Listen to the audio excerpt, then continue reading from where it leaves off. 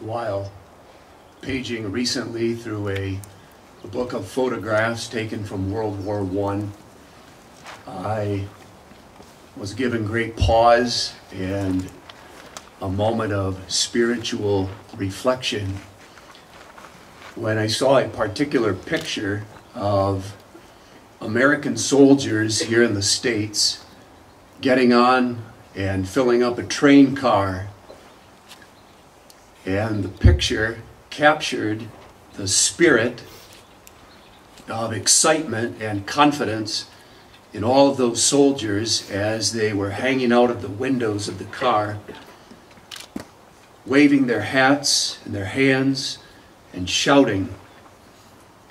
One might suppose that they were off to some party. The fact is, they were off to port, where they would get on a ship and head across the Atlantic to the blood-soaked battlefields of Europe in World War I. And very quickly, most, if not all of them, would become still, lifeless corpses on those blood-soaked fields. But there they were on that train with all that excitement. They knew they were going to war. Their officers told them they were going to war.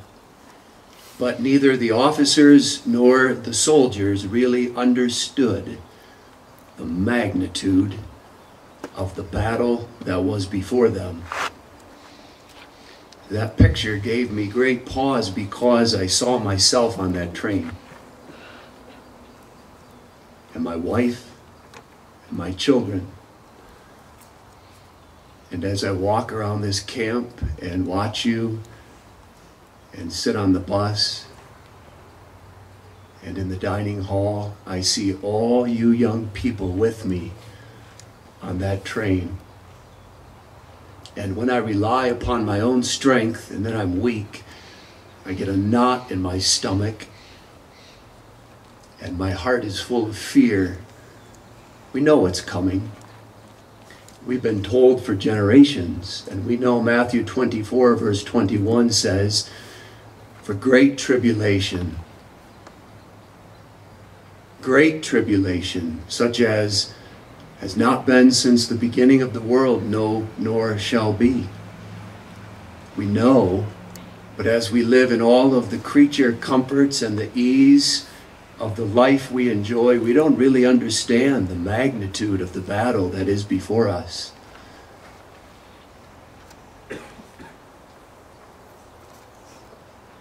I don't use that illustration to imply that those soldiers ought not to have been excited and had a spirit of national pride, or that we ought never to laugh and have joy and pleasure, or even to suppose that we ought to abandon all of our daily work and give ourselves to uninterrupted study and meditation on the Word of God and contemplation of what's ahead. That's not the point, nor is the point to frighten you.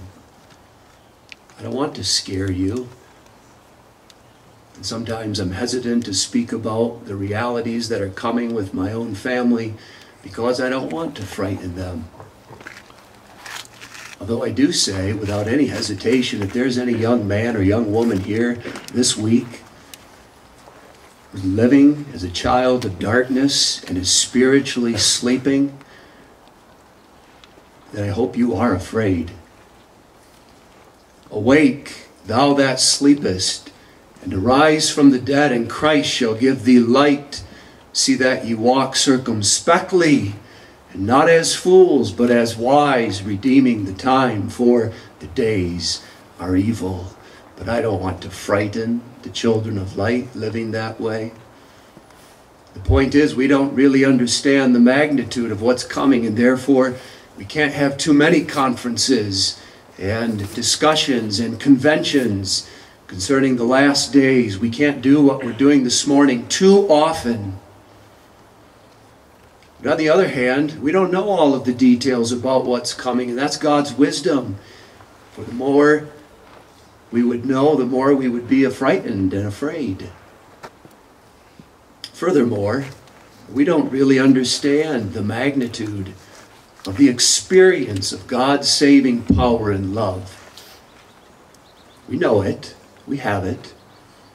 But when Satan is loosed, if he has not been already, and all the forces of darkness are marshaled against God's church, and she is sorely persecuted in days of great tribulation, then we will know and experience the saving power and love of God as never before. Don't you stand in awe when you read those gripping accounts of the martyrs who gave their lives? They were surrounded by the experience of God's power and love, and it's almost as if they did not even feel the flames of the fire. Here we are. There is a battle. There will be a battle. And we don't get on a train to go win a war. The war has been won in Jesus Christ. There was death and resurrection, and that's our confidence. And now it remains for us to go forth in his service and strong in his might to conquer all evil and stand for the right. And we will do that armed for the battle. There is a battle. There was for the Apostle Paul. But let us who are of the day be sober, putting on the breastplate of faith and love, and for an helmet the hope of salvation. That we need a breastplate, and a helmet clearly indicates there is a battle.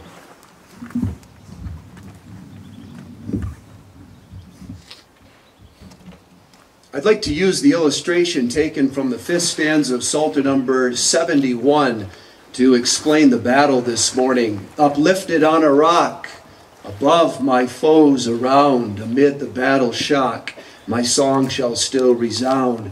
Uplifted on a rock. That rock is faithfulness to God.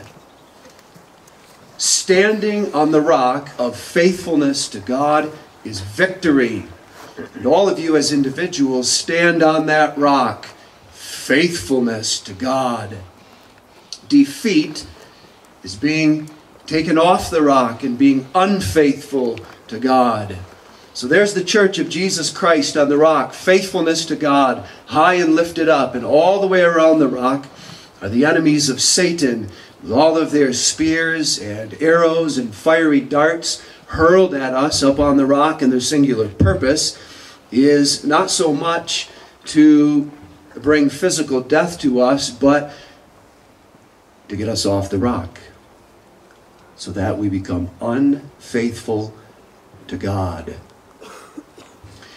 In order to express the battle, let's give a little bit, some longer names for that rock. In the first place, we could call that rock chastity is faithfulness to God. And by chastity, we mean sexual purity of heart and body is faithfulness to God. There we are on that rock, and all around us are the pressures and the temptations of the ungodly in this wicked world, which becomes increasingly permissive towards sexual immorality. If you are the children of darkness, some 400 of you gathered here this morning, most of you would have had sex already.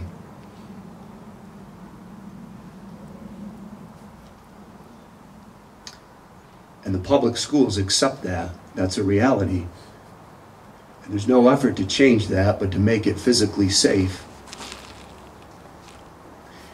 If you are the children of darkness, some 400 of you gathered here, and I don't make these things up. I read every day one of the largest and most liberal newspapers in the country, the Los Angeles Times, so that I might know what is in the heart of the world. Most of you would have already considered, I don't say you would have done it, if you were the children of darkness, you would have considered at least whether or not you wanted to become transgendered. Men becoming women and women becoming men. And so much is that the case that last year, and I believe it was exactly a year ago in the month of August, that the state of California passed a law opening up all of the restrooms and locker rooms and sports teams in the public schools to the transgendered students. That's a reality in this world.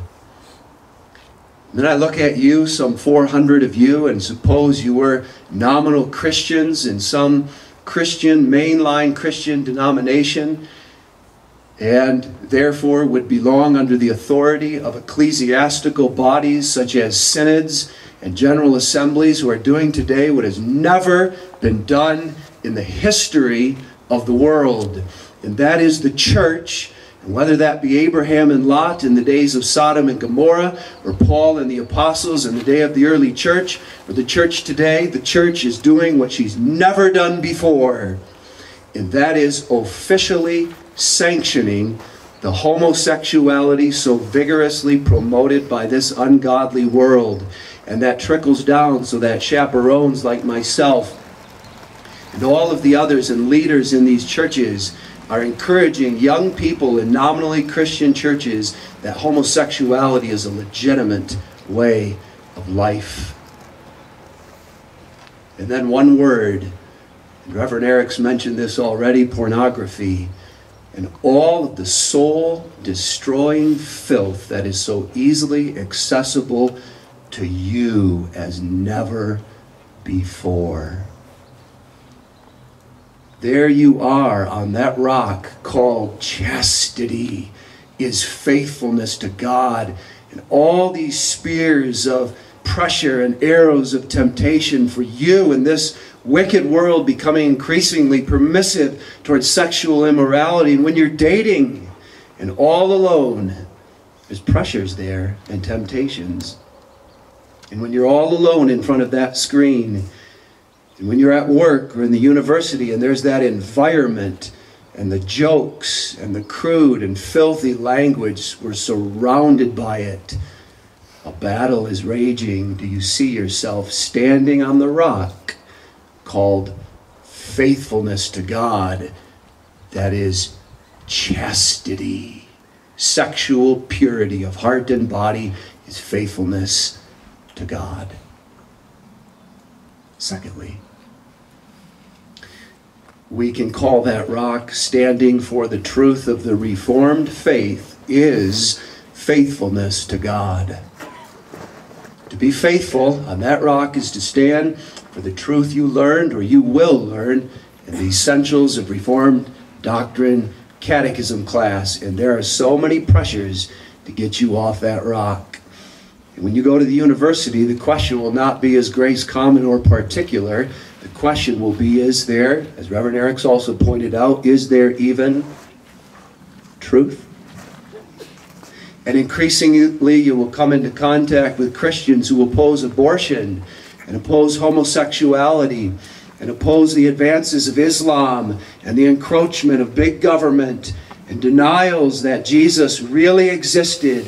Such Christians and Christian churches, and there's pressure, more and more pressure. Come join with us and stand with us against these great evils. And then will you make mention of what you learned in Essentials class? Sovereign, double predestination. Total depravity.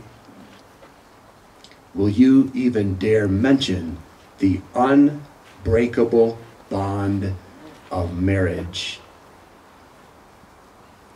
To which the response will be, are you crazy? Do you understand the magnitude of the war for the church in the world today? And you're going to stand alone with those impractical, abstract doctrines and not face head on with us the real issues.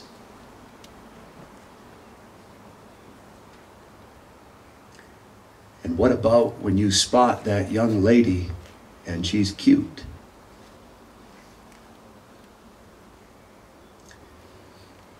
Or that young man and he's charming?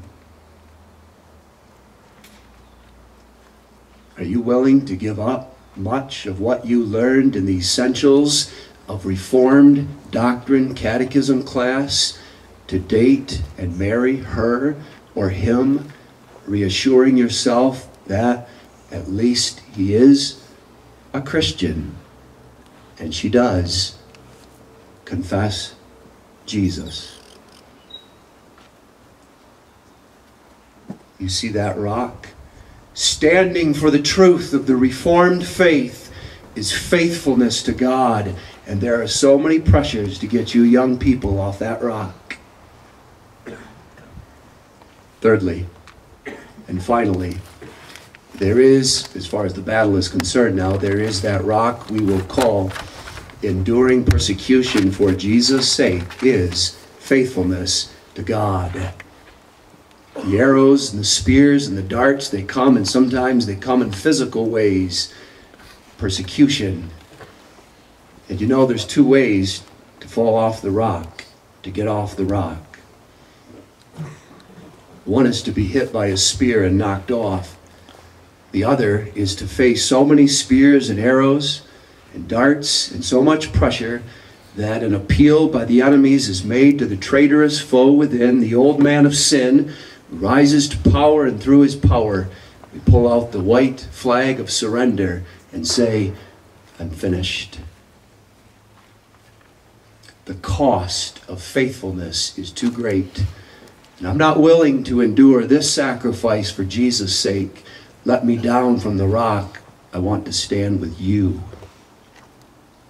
Persecution. It may take the form of mockery. And maybe you've never been mocked. And then you don't know. But if you have, you know the hurt. Mockery again and then again. For Christ's sake, the persecution of mockery. Maybe the loss of job. A great job. You have a wife and children. And I look at you young men sitting here this morning in light of some of the words we've heard nationally over the past year, words like Obamacare and Hobby Lobby. I look at you young men and think what kinds of pressures you're going to face in owning and operating your own businesses, or working, and the pressure the women in the home are going to feel. Will you be faithful to Christ, even if it means losing a job?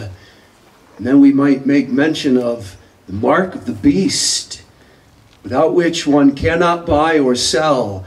And is one willing to see children and family starve, but not willing to take the mark of the beast? And imprisonment and separation from loved ones, and children being taken and beating, and then maybe martyrdom itself, which was the experience of the man who by inspiration wrote our theme text, the Apostle Paul. In these last days, as Satan is loosed and all of the hosts of darkness marshal themselves together against the church and press the church from off the land, there will be great pressure upon us to deny Jesus Christ. Do you see yourself standing there on the rock, called enduring persecution for Jesus' sake is faithfulness to God? We can and we will stand because we are armed for the battle. Let's take 20 seconds now, without any talking, to stand up and stretch. Go ahead if you'd like to stand up. Stretch your back, give relief to your bottom side. I recognize you're sitting on concrete. Bend your knees. Lean, twist.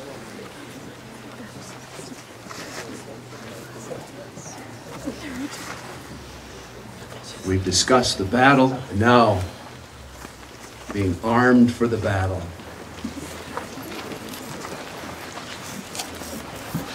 All right, very well.